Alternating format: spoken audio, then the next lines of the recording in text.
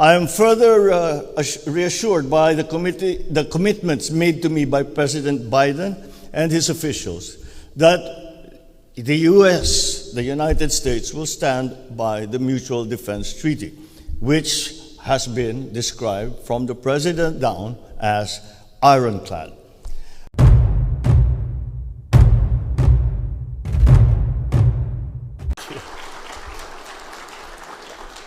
Well, thanks, first of all, to Babe for your very kind introduction. I said it earlier today, is proof of how good a diplomat Babe Romualdez is, that he said how happy he was to be, for us to be visiting. But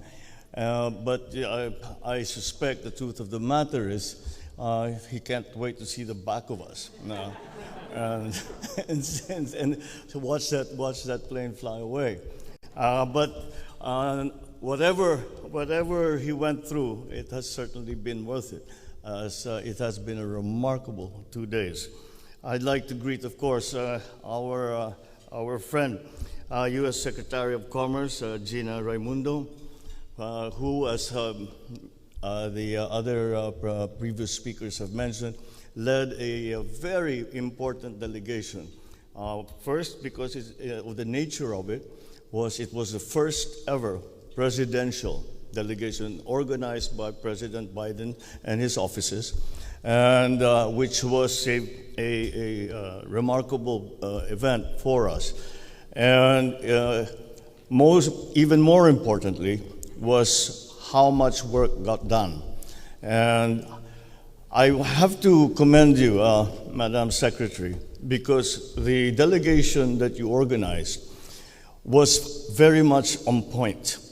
The people that came were in the sectors of the economy that we prioritized. And I think that's why we were able to prepare very well, because we were already having these deep discussions on those certain areas. So, and that's why I think, as you were saying, that a good deal of work was done, and I'm happy that it was so successful, and we await the continuing stream, as you describe it, to the Philippines.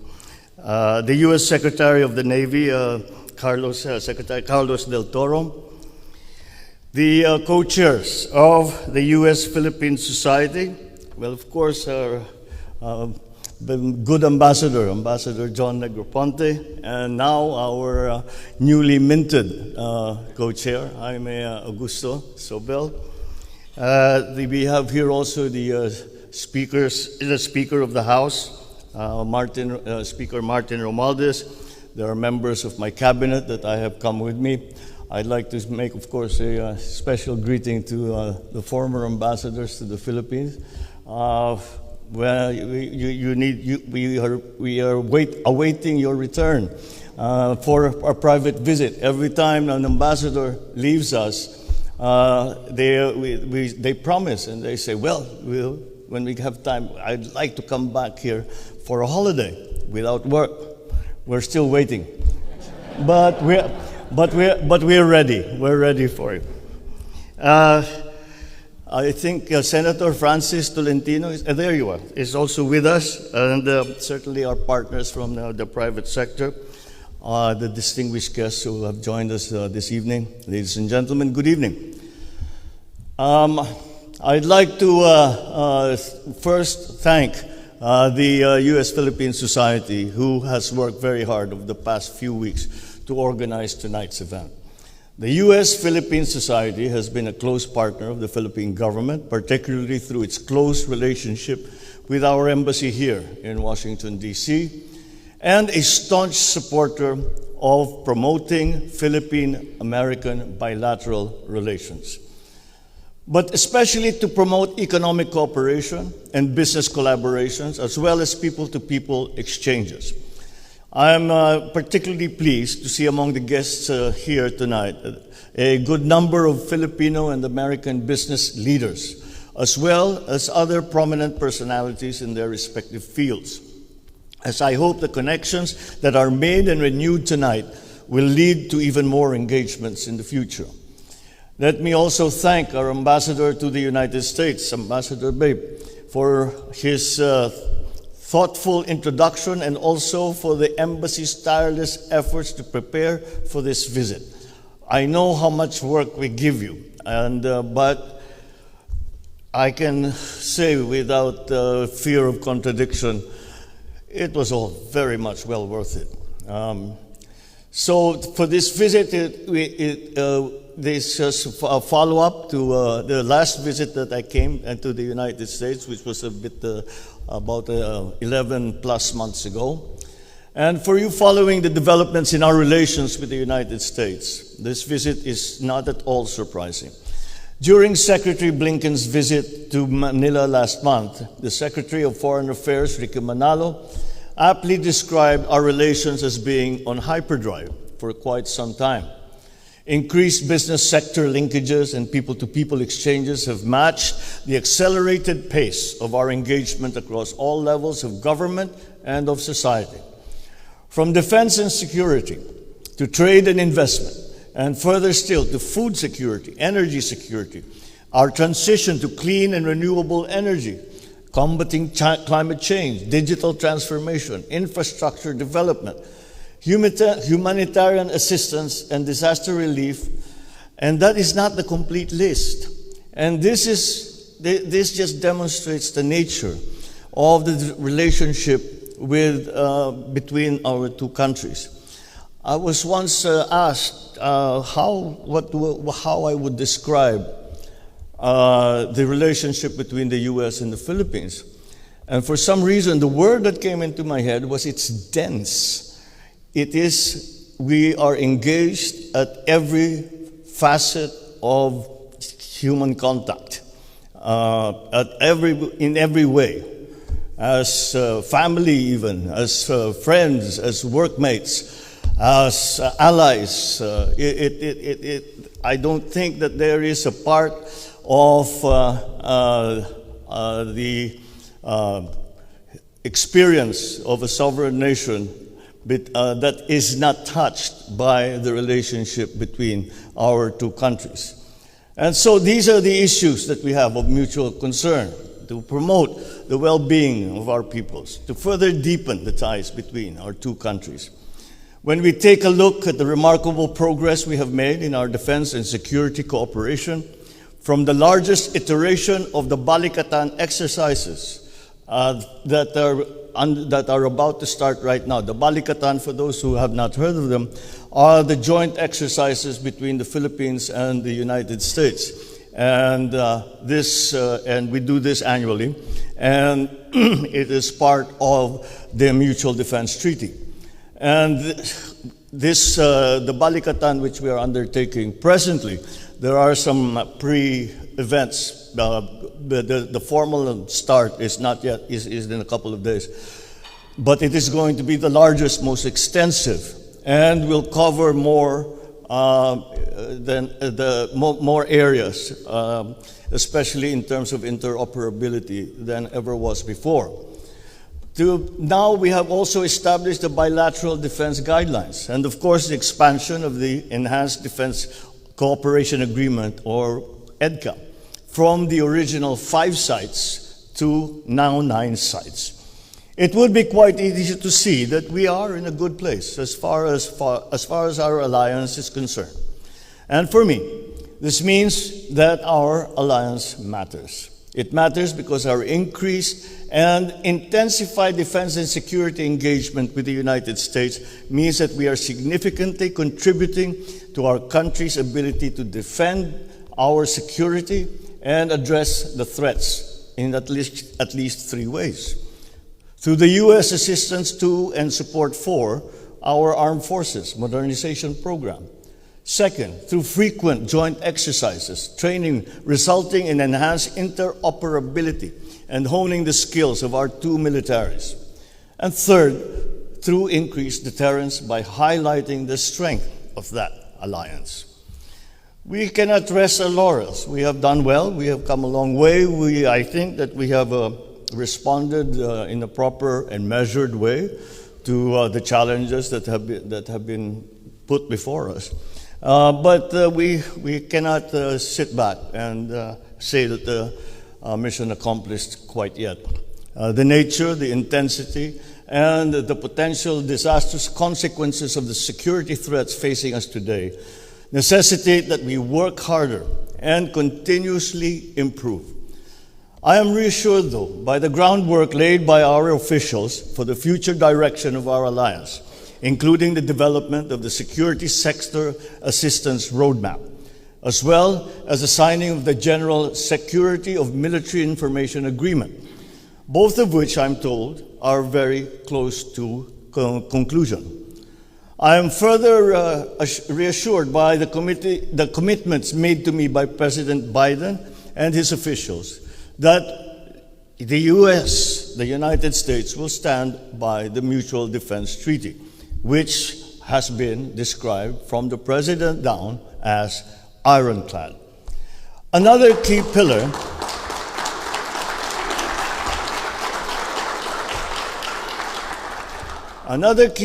in our relationship is, of course, economic cooperation. I have said on several occasions, including here in Washington, D.C., that economic security is national security. For the Philippines, a critical component of economic security is nurturing and growing our economic partnerships with the global community. Economic cooperation with the United States is, of course, a priority. It's paramount to the Philippines. I have the good fortune to undertake this visit on the heels of a highly successful presidential trade and investment mission to the Philippines by Commerce Secretary Gina Raimundo last month. Secretary Raimundo, as she has described, has headed a delegation of 22 prominent American businesses and nonprofit organizations in ICT, infrastructure, energy, logistics, financial services sectors. According to the Department of Commerce, the U.S. Department of Commerce, the mission has generated over $1 billion in American investments and concrete projects in the Philippines, creating educational and career opportunities for an estimated 13 million Filipinos. The PTIM was the first high-level trade and investment mission from the United States during my administration, and I am confident that it will not be the last. As I mentioned to President Biden yesterday, there are still a lot of opportunities to enhance our trade and our investment relations. In particular, the Philippines is actively seeking American partnership in critical minerals, where we aim to move up from the upstream to the midstream in battery production, even as we ensure the sustainability of resource extraction and secure the supply chain for these critical minerals. Other areas in our priority list that we believe will bring great opportunities for economic cooperation with the U.S. are clean energy, particularly nuclear energy, especially as we look to provide affordable and reliable energy sources for the entire country to power our industries, the digital economy, semiconductors, and critical infrastructure. Regarding infrastructure, we are excited about participating in the Partnership for Global Infrastructure and Investment to help attract high-quality investments to the country. These are, and there are, of course, other areas whose potential we are also looking into. But let me just highlight that in our conversation with both the U.S. government and the business community, we have showcased ongoing and future economic reforms that we intend to implement in the country to create a welcoming and attractive environment for greater investment from our international partners, and that includes, of course, the United States. Of course, the headliner of this visit is the trilateral summit between the Philippines, Japan, and the United States, which I attended yesterday with President Joe Biden and Prime Minister Kishida. As I told my American and Japanese counterparts yesterday, the summit is a testament not only to the strength of our respective bilateral relationships, but also to our firm commitment to expanding these relationships into new directions and creating new synergies as we address critical challenges and work toward uplifting the lives of our peoples. We agreed on a joint vision statement on our meeting yesterday as a roadmap for the future. The trilateral cooperation. The statement covers diverse areas, from greater maritime domain awareness and Coast Guard cooperation to sustainable critical infrastructure, semiconductor supply chain resilience, digital transformation, energy security, harnessing renewable and clean energy. Indeed, our trilateral defense and security cooperation builds upon our respective bilateral defense and security ties. The Philippines and Japan are close allies of the United States, and in recent years, there has been remarkable progress in Philippines-Japan defense and security relations. Once we conclude the reciprocal access agreement with Japan, similar to our visiting forces agreement with the United States, we will witness even greater engagement amongst our three armed forces. Nowhere is progress in this area more important than in the maritime domain. It is no secret that Japan and the Philippines are involved in maritime and territorial disputes, not with each other, but with other parties. While the United States is not a direct party to these disputes, both its treaty obligations to come to the aid of the Philippines and Japan in case of an armed attack by a third party, as well as its commitment to uphold freedom of navigation and a rules-based order in the seas, means that the U.S. has vital interests in East and South China Seas. It is therefore of particular importance for our three countries to work closely together on maritime-related issues, including the broader areas of maritime safety and security, maritime domain awareness, maritime environmental protection, and other issues, as these are part and parcel not only of our respective national security interests, but also because cooperation in this area contributes significantly to regional peace and stability. However, peace and stability require another lifeblood to endure.